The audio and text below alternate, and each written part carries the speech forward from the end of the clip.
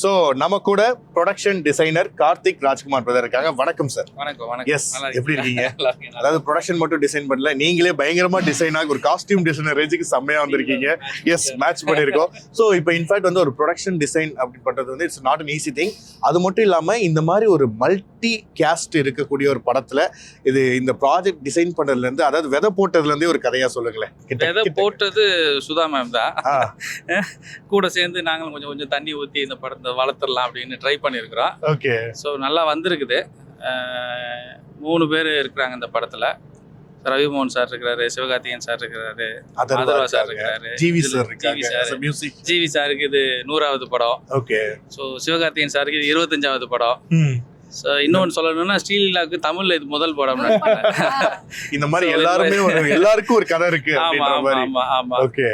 So உங்களுக்கு வந்து இந்த ப்ரொடக்ஷன் டிசைனா இந்த படம் வந்து எவ்வளோ ஸ்பெஷலாக இருந்தது? அது மட்டும் இல்லாமல் நிறைய விஷயங்கள் நம்ம கற்றுக்கிட்டே இருப்போம் சினிமாவில். ஸோ இந்த படத்தில் நான் இந்த விஷயம் கற்றுக்கிட்டேன் அப்படின்னு நீங்கள் நினைக்கிறது ஒரு டேக் அவே அப்படின்னா? இல்லை, இதில் கற்றுக்கிட்டதுன்றதை விட நிறைய விஷயங்கள் வந்து லேர்ன் பண்ணோம். அதான் எப்படின்னா, இது பீரியட் அப்படின்னா நம்மளோட கிரியேஷனுக்கு இங்கே வேலை இல்லை. ஓகே. இது ரீக்ரியேஷனுக்கு தான் அந்த படத்தில் வேலை.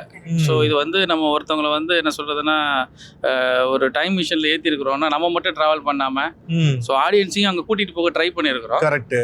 ஸோ அந்த காலகட்டத்தை ரீக்ரியேட் பண்ணணும்னு ரொம்ப ட்ரை பண்ணியிருக்கிறோம். சுதா மேம் பொறுத்த வரைக்கும் எனக்கு இப்படி வேணும்னுலாம் கேட்க மாட்டாங்க, இதுதான் வேணும்னு கேட்பாங்க. ஸோ அதனால கொஞ்சம் நிறைய எஃபோர்ட் போட்டிருக்கோம் அந்த படத்துக்கு. நல்லா வந்திருக்கு. ஓகே. சரி, அப்போ உங்களுக்கு ஒரு क्वेश्चन.